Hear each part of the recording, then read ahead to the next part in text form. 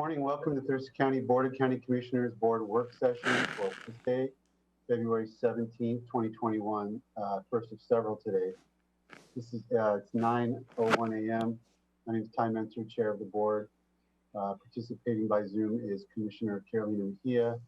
We have County Manager Ramiro Chavez, Assistant County Manager Robin Campbell, and our budget team, Olivia Ogman, Patty Rossetto, and Denise Doty. So we're here for the first of what is probably will be many budget work sessions for 2021. And Commissioner Edwards, I see, just is zooming in or something of the like. Public can attend along on our Thurston County YouTube channel or by calling 360-252-9020 pin 1234, which is a conference call option for those without internet access. So I'm going to hand this to the county manager, and I've got a hard stop because I have a 10 o'clock meeting elsewhere. Yeah, thank you, commissioners. It seems to me that just a couple months ago, you approved the 2021 budget in December, at least Commissioner Menser, Commissioner Edwards. And here we are beginning the conversation on the upcoming budget. That will be, whether it's an annual, biennial budget, that will be some of the decisions that you may need to take, not necessarily today, but coming up. But, and again, this is the beginning of the conversations. There's gonna be a lot of information presented to you. And in some instances, we'll come back and revisit some of the discussions as the new numbers and the whole revenue information becomes available or evolves over the year. So Robin Campbell is the one who's going to walk us through all this, as she has been in the past. So, Robin. Thank you, Romero, and good morning, commissioners. And as Romero said, it feels like only yesterday. It was 2 months ago, but hardly any time has passed since you adopted the 2021 budget. And here we are, already launched into looking ahead to 2022. So I have a number of items for our hour this morning. In a little bit, I'll talk about the budget topics that we'll be reviewing throughout the year. And the bulk of the meeting this morning will be about annual or biennial budget preparation for the coming year or two. But I'm going to start with the look at sales tax revenue and where we are right now. Because if I don't start there, that will be the question that lingers as we talk about other things. So I am going to share my screen, and you should see a, I don't know why it does this and I lose my cursor. You'd think after a year I'd have the technology down. So here we are, sales tax revenue as of January 2021, and that is the most recent month that we've received our revenue for. And you will recall that sales tax comes in once a month, right at the end of the month. So the most recent thing we have is January. And I've taken a little time to take a look at this and tried to do a little analysis, and you'll see why in a moment. So here's where we ended 2020, actually in a very good position. In 2020, total receipts that are booked in our system are going to be, after we do the year-end accrual, $20,618,938. That will be 2020 collections. That is almost 8% above what we collected in 2019. And as we talked about quite a bit in the course of last year, I had prepared a forecast in February of 2020 that I used as a comparison throughout the year. And as we started to feel the effects of the pandemic, here you are in June, we saw the downturn that we'd anticipated, but what happened is turned into what we call a V-shaped recession. It went down and bounced right back up, and we ended the year almost 3% above the pre-pandemic forecast, which was quite a good position for us to have been in, and extremely fortunate. We're still trying to see what supported that kind of growth. We do think that stimulus payments from the federal government, both to individuals and businesses, helped with the state of the economy in our county. A lot of people drew unemployment, but most of them received the unemployment additional payment. That certainly helped the economy. And that is not to say that our citizens and businesses were distressed, because they certainly were. We're not saying everything was great for everyone. What I am saying is that our revenue, the impact on the county's revenue, was not as severe as it may have otherwise been. So that's 2020. Here are the trends that I show you regularly, and they go all the way back to 2006. Even though there's these ups and downs, that's a regular variation. And what you see is 2006 to like 2012, pretty flat, a slight curve, and then we start going up. And this is just in nominal dollars, a very steady increase in collections. But what's a little more telling is the year-over-year change. And what you see here, we are pre-pandemic, not pre-pandemic, pre-Great Recession, with year-over-year growth rates that were very strong. Here you see the Great Recession in 2009, 2010. We're coming out of it. There was a blip in early 2012. But after that, the economy was in recovery, and we had pretty steady growth month after month, until here we are with the pandemic. Here's that V shape. It goes down and comes up. And here's the thing about January that took us a little time and had us going, what's going on? And this is, it's a little hard to see on the graph, but the year-over-year change, January 2021 compared to January of 2020, was almost 27% growth. And that's pretty unique. We've never seen a month like this. So remember that collections on a 2-month lag. And that means that the money that the county receives in January is the money that was spent in stores or online in the month of November. And if you think back to what was going on in November, November is the month that we closed down again. The restaurants, the bars were closed, the entertainment venues were closed down again when they were just starting to reopen, and retail was restricted in the stores. So we really had anticipated the revenue in January to go down, not to see 27% growth. And if you want to think about just how unusual that is, in the last 10 years, year-over-year growth has been over 15% only 6 times. And the highest of those was only 18%. And I'm going to go back to this graph.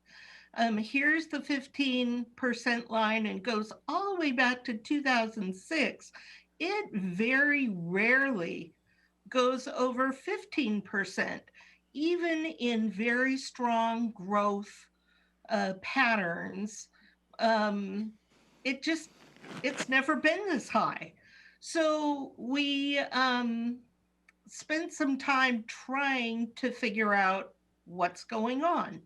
And the thing that was not surprising at all is that the growth was mainly in retail trade.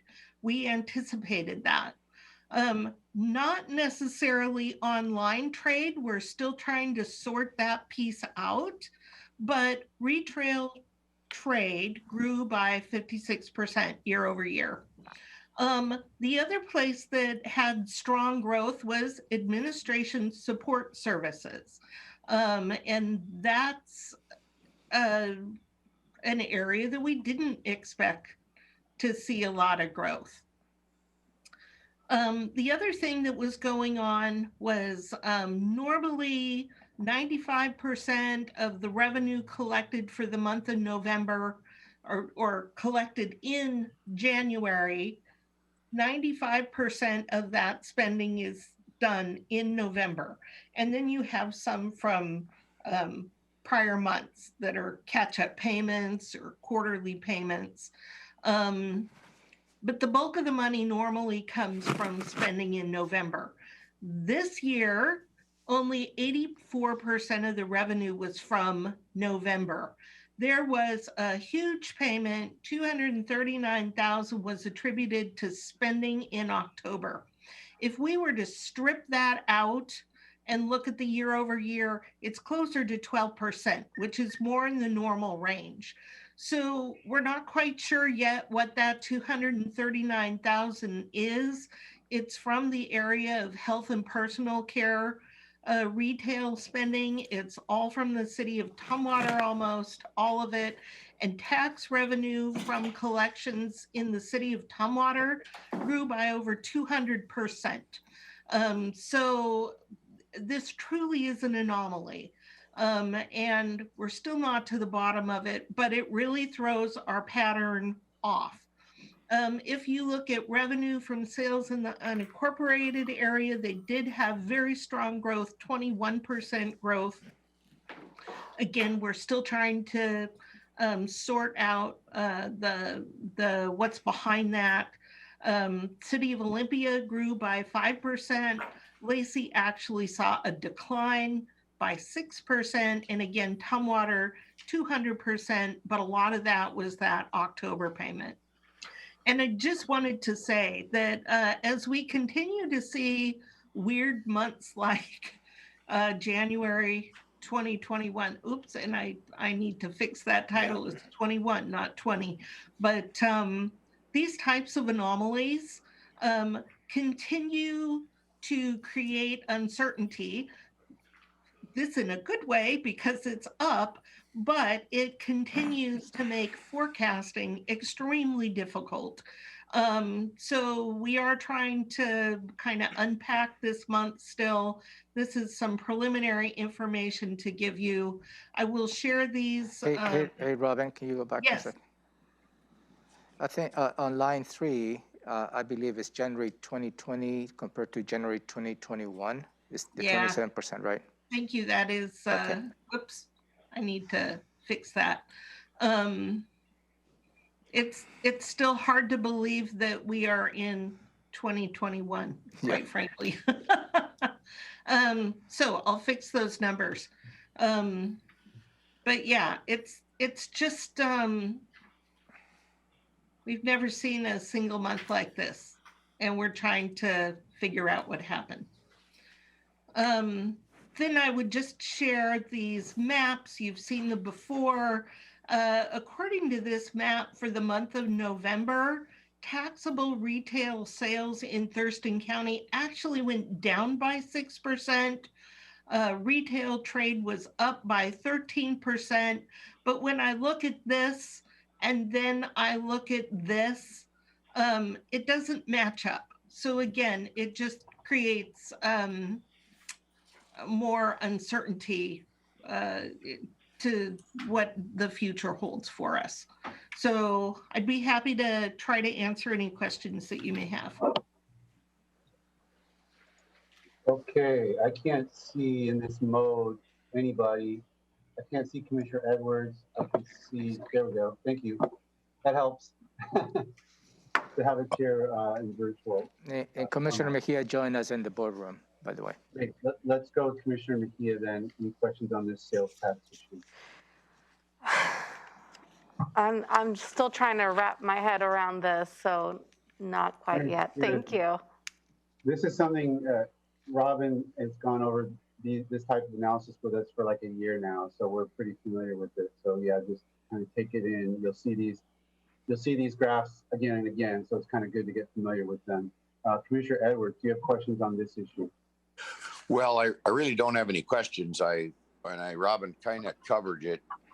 When you say what the 2020 revenue was, is that for 10 months because of that lag issue? And so we're always talking about like 2021 it's going to be for 10 months?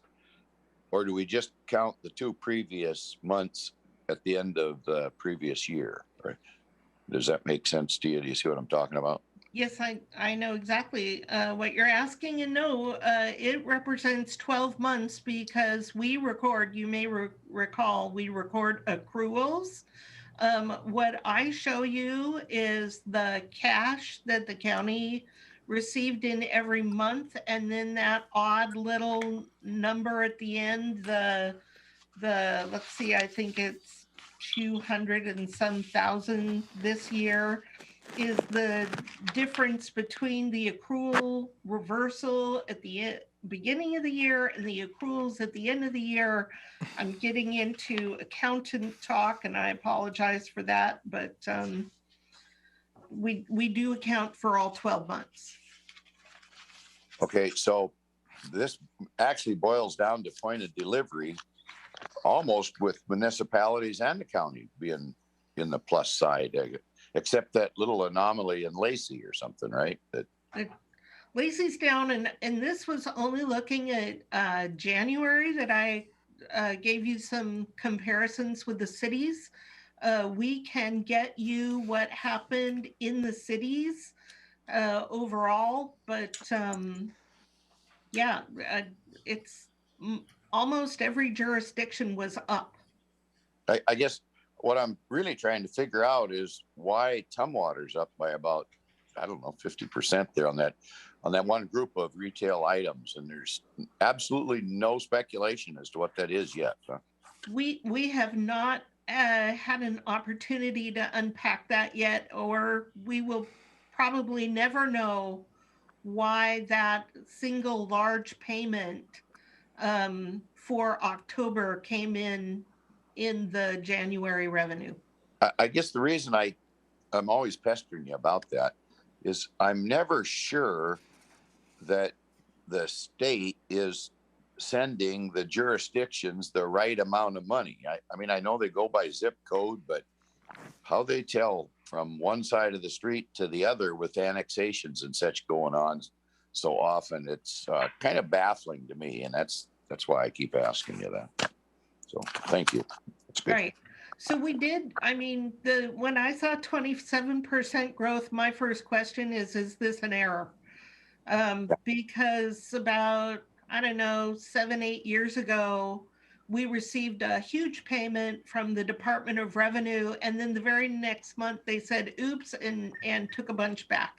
So when I see this kind of money, I start to, it's just so outside the norm. We do take some time to try to figure out what's going on. Okay. Robin, can you explain the difference between taxable retail sales and retail trade?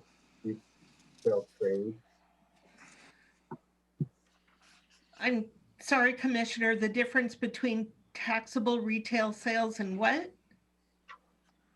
Retail trade? Yeah, well, your graph says taxable. The reason I got confused is the two graphs have the same title, but it says on the second graph, these are the last two slides, retail trade, and you said one was down 6%, but one was up 13%, and I don't know the nuances of what the differences are. What are those things measuring? Right. So, taxable retail sales, and the title on each one is the same because I pulled this right off the Commerce website. And I'm trying to get out of this mode. So total taxable retail sales is everything in the county that had was subject to sales tax, sales or use tax. If you look at what's called NAICS code or industry codes, there are a ton of codes. There's a code assigned, there are national codes assigned to every single industry. And it breaks it down. And I'm trying to pull up a highlight document. The major categories are retail, trade, construction, accommodation and food services, wholesale trade, information, administrative and support services, waste management, professional, scientific and technical, real estate, rental and leasing, manufacturing. You can break all this down into those major categories. And then of each of those categories, you can further refine into groupings. And one of those groupings is retail trade. And retail trade is by far the largest contributor, if you will, or the largest sales where we collect sales tax. And it includes things like motor vehicle and part dealers, furniture and home furnishing equipment, electronic and appliance stores, garden equipment, health and personal care stores, gasoline stations. It's where you buy goods rather than services. So an example is administrative and support services includes the purchase of office administrative services, facility support services, like we have a contract with a janitorial service, employment services, business support services, travel agencies. So it's just the retail trade is a subsection. And the reason to look at that is that is the single largest contributor by far to the collections in local government. And Robin, groceries, is groceries and food part of that retail trade as well? I'm sorry, what? I'm not hearing you well. Food and groceries subject to the retail trade subgroup? Yes. Yeah. Food that you'd buy in a grocery store that's taxable, like prepared food. Yes, that's in retail trade, but accommodation and food services has its own category, like restaurants is in a different category. It's more of a service. Go ahead, Commissioner Edwards. Robin, are you going to get into real estate excise tax, or is that part of this information that we're getting now? No, the REIT is separate, and I'm not prepared to talk about that this morning, but I can have an analysis on that ready for you when we meet again in 2 weeks. Okay, thank you. I'll make a note of that.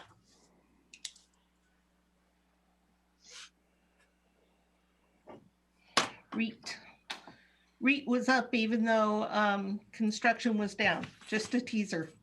Yeah, okay. All right. Okay. Any other questions or comments about sales tax before we move on? Nope, let's go. Okay.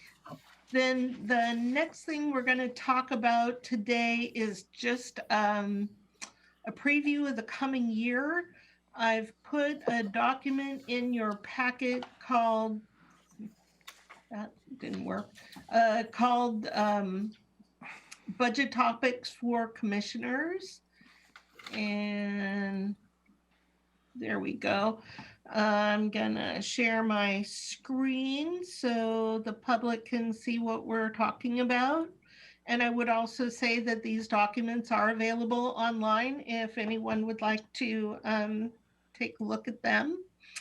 But we had started this last year before the pandemic. And once the pandemic hit, the plan kind of fell apart. So we're going to try again to walk the board through basically Budget 101 as the year commences.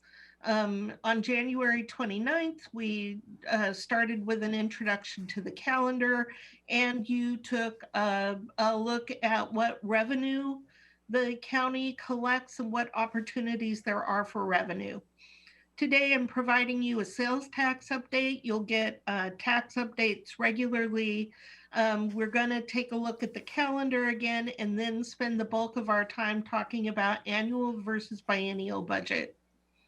At a date in the next week or two, I've asked for a work session that is specifically about debt capacity, the current debt, the types of debt we carry in bonds and other debt, our current bond rating, and our plan to issue bonds later this year. In March, we'll start looking at fund balance and the reserve fund. Give you an update on the current fund balance, look at our current county policy, talk about best practices, and we have a recommendation for you on creating a rainy day fund.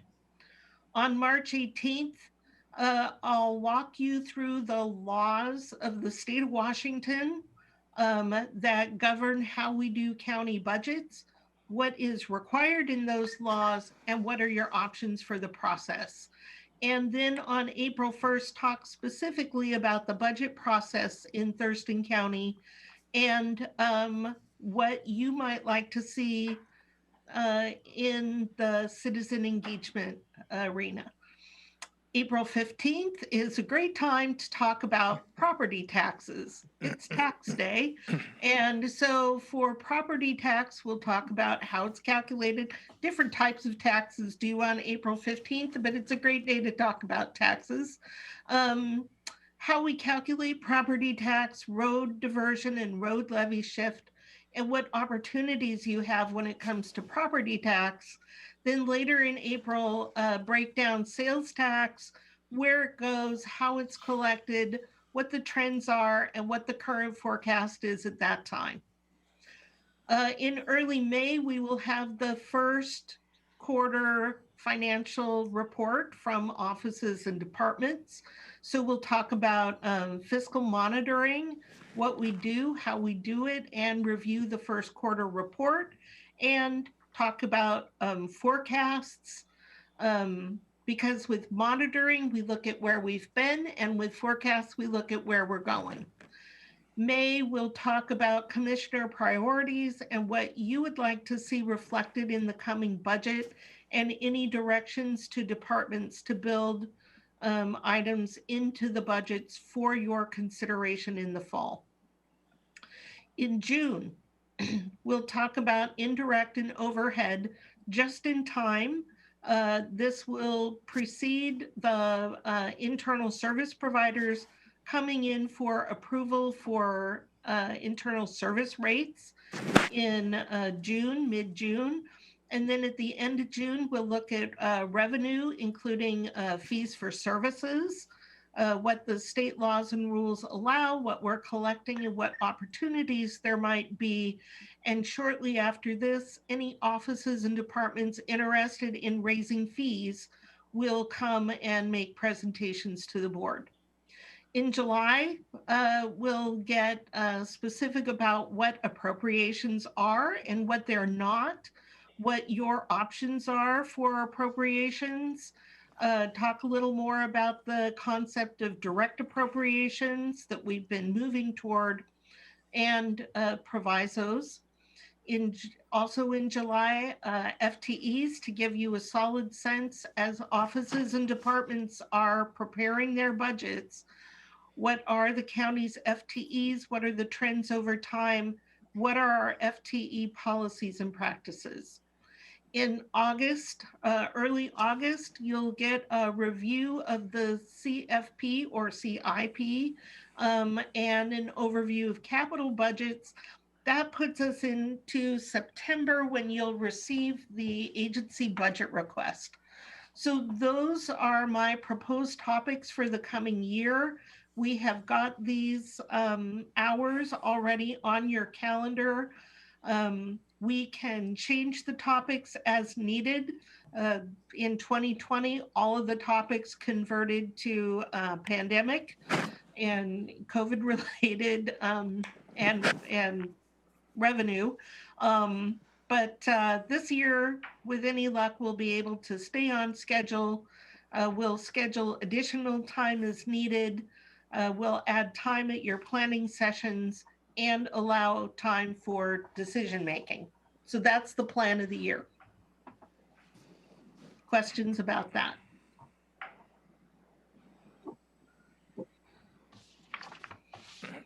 Not hearing any questions about the calendar.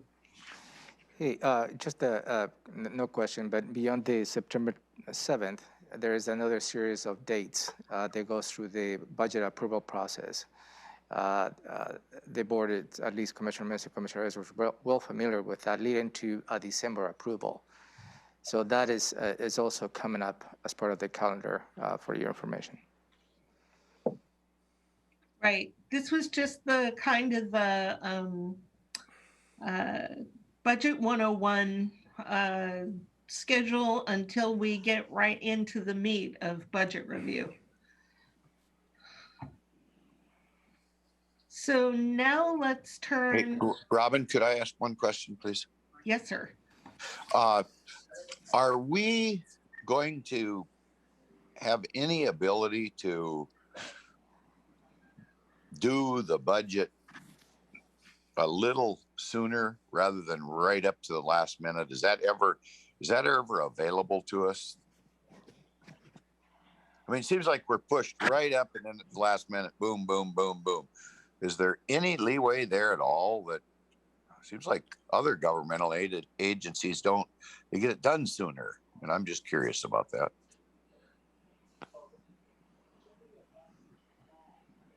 So Commissioner, we already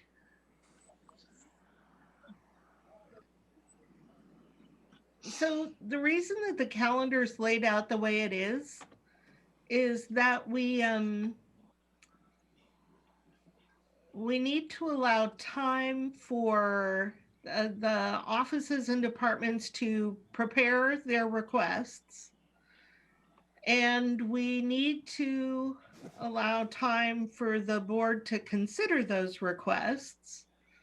And we need to allow time for the budget staff to do the reviews and scrub the numbers, if you will, and prepare the documents and all of the legal documents that go with the budget. So each of those needs time for the offices and departments to prepare, time for budget staff to do their work, time for the board to consider and approve. Each one of those, the more you expand one, the less time someone else gets. So our calendar is laid out in a way that we've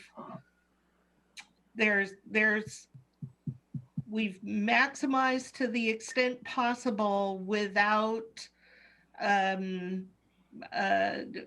stepping on, if you will, the ability of someone else to complete their work. It's pretty tightly scheduled the way it is. And if you are looking for additional time to consider the budget. I'm not sure. I mean, can you add an extra 2 weeks to the year? Okay, well then I do just one other follow-up question with that. So does it matter on the timeline that you've laid out? Does it make any difference if we're doing a 2-year or 1-year budget? Well, that's a great segue into what we're about to talk about. So, I think it does every other year. It completely does. Okay. Okay, well, I'll listen. I'm listening. Okay. And I would love to sit down with you and review you could sit down with us and look at the big calendar on the wall and lay out the timelines. If you think there's a place where we could gain a little time, I'm more than open to looking at that, but it's pretty. Well, don't tight. even think I'm going to try and give you advice on that. Don't even think about that. I have no claim of that understanding. All right. So, annual or biennial? And I'm going to walk through this kind of quickly, and then we can have a conversation about a beginning conversation. I'm not looking for a decision today, but I am very soon. So here's the state law. It very clearly lays out that counties can do a biennial budget. We can adopt an annual budget for some funds and biennial for others. If you really want to drive people crazy, you could say this fund's biennial and that fund's annual. We do not recommend that. Commissioners adopted a biennial budget in 2016. We did that for 2 biennial cycles, and the law provides that you can revert to an annual budget at the end of any biennium, and that's what we did. In 2020, the board chose to revert to an annual budget for 2021. In Washington State, a number of jurisdictions have biennial budgets. The state of Washington, of course, does a biennial budget, and they adopt 2 years after that. So actually they're doing 4 years, not 2. 7 counties now in Washington State, since we pulled out, do biennial budgets, 55 cities, including Yelm, and many special purpose districts are biennial. Here are some of the reasons laid out for a biennial budget. According to the experts at the International County Managers Association, the ICMA, GFOA is the Government Financial Officers Association, and the MRSC is our Washington State Municipal Research Services Council. So these folks say that the benefits of biennial budget are they provide the residents with more certainty about what their local government is doing in terms of services, finances, and taxes. Biennial budgets make better use of management time to review and staff time in preparing because you're spending the bulk of the time every other year, not every year. You're able to focus on strategy implementation and not just planning for the budget. And the theory there is that in the off year, instead of spending a lot of time building your budget, you're implementing the strategies that are approved in the budget that you've got. You retain the benefits of the annual review or the through the review and amendment process. You have the ability to incorporate operating costs that are linked to a capital project. If the capital project is projected to be completed in year one, you add the operating costs in year two, and it gives you a better picture of what the future is going to hold for that capital project. The theory says that biennial budgets instill a better discipline to control spending patterns. I don't know that I've seen that in my experience, but that's what they say. It is supposed to promote more orderly spending patterns, and I have seen that, and improve achievement of strategic goals, aligns the funding and time to complete complicated projects so that you're looking at results on a longer term view, and it results in more sustainable finances. They did list a few challenges, and I would agree with these challenges. Some people are uncomfortable forecasting long term. Even looking out 2 years, you get over a certain horizon and it becomes very difficult to say what's going to happen, especially when you see the kinds of ups and downs that we've seen over the course of the last year.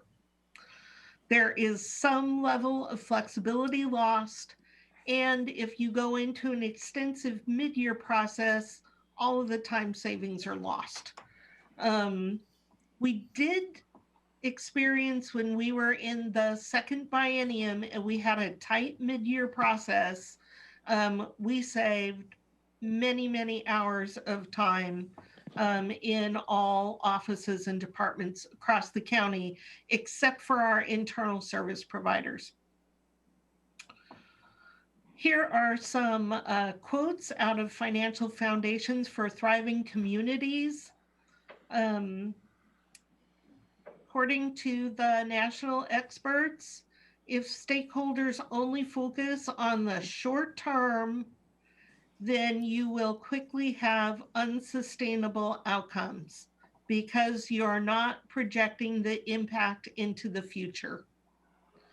And research has shown us that a short-term perspective encourages people to pursue outcomes that benefit themselves, not the entire group. Then it says taking a longer term view requires participants in decision making to accept some degree of uncertainty. And we've certainly experienced that in the last year.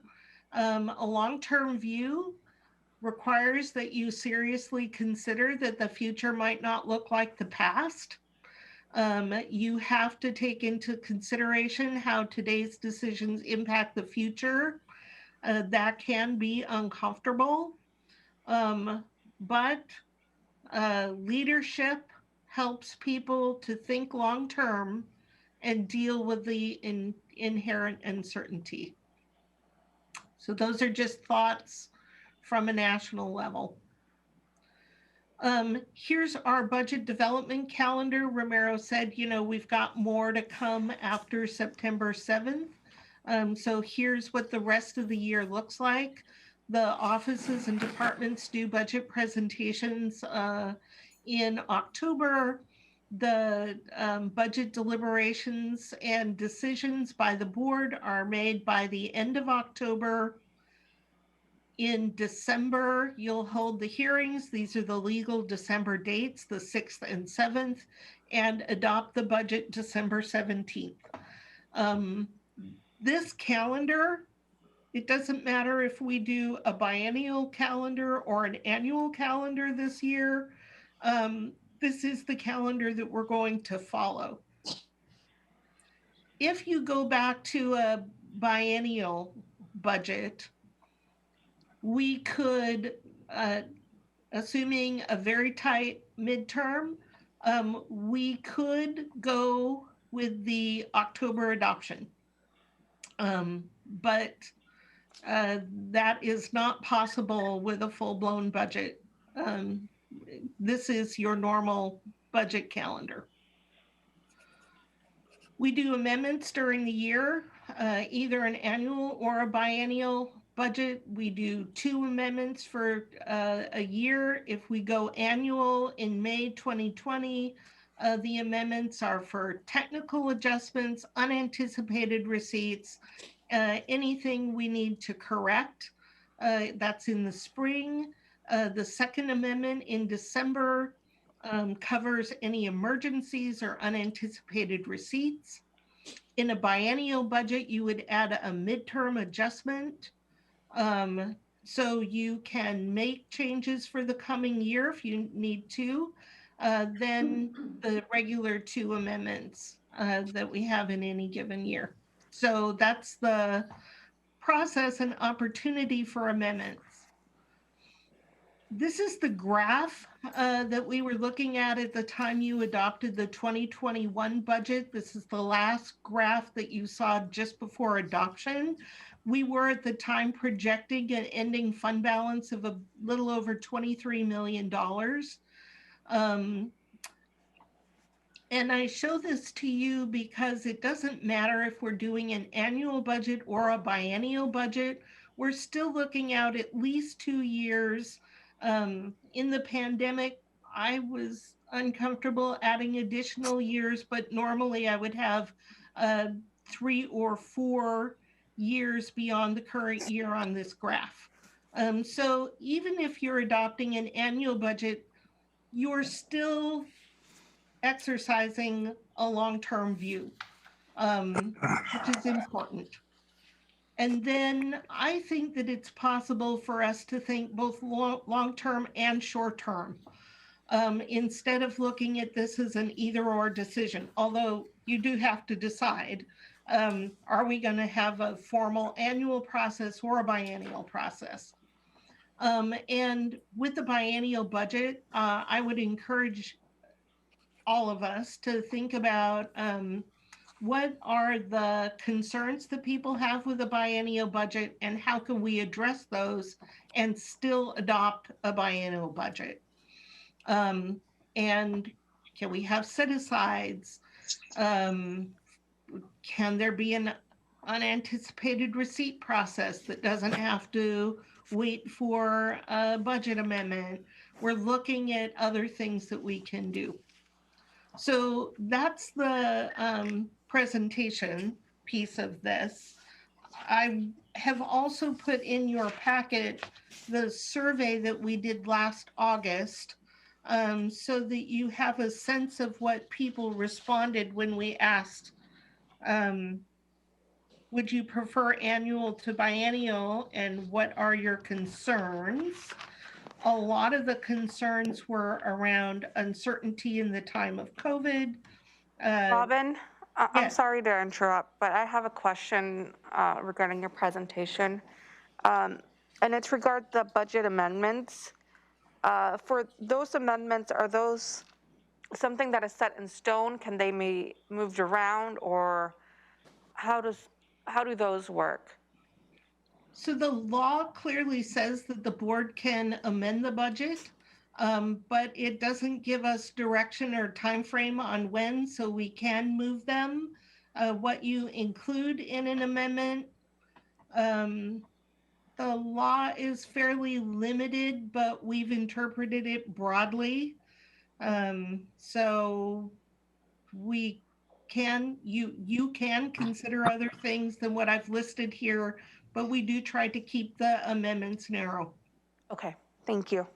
But also, I think following up to Commissioner Mejia's question, maybe just 4 years ago, we started migrating from 4 budget amendments that we used to have on a yearly basis to 2, because the amount of work associated with each budget amendment, it was tasking. So I think it's moving to 2 budget amendments in a year, I think brings a little more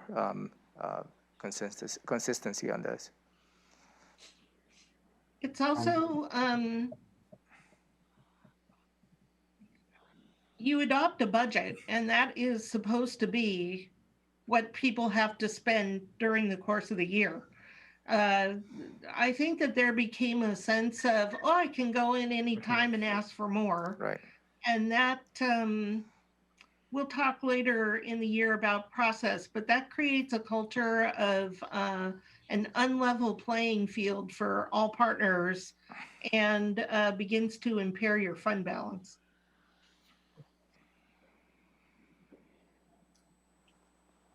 Hey, Robin, Yes, Robin, yes, sir. are you taking questions now? Yeah. Oh, okay. Ty, we on course here? Yeah, it's 9:51, so, Okay, I'll try and make it quick. Is that okay? yeah, go ahead. A couple of concerns that I have, and I hope that other elected officials in the county are paying attention to what we're talking about this morning.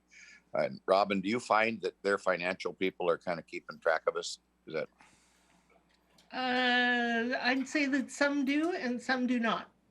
okay? Well, I guess I just mentioned if they had, you know, and you referred to a questionnaire we put out mid-year last year. What do you think about doing this or that?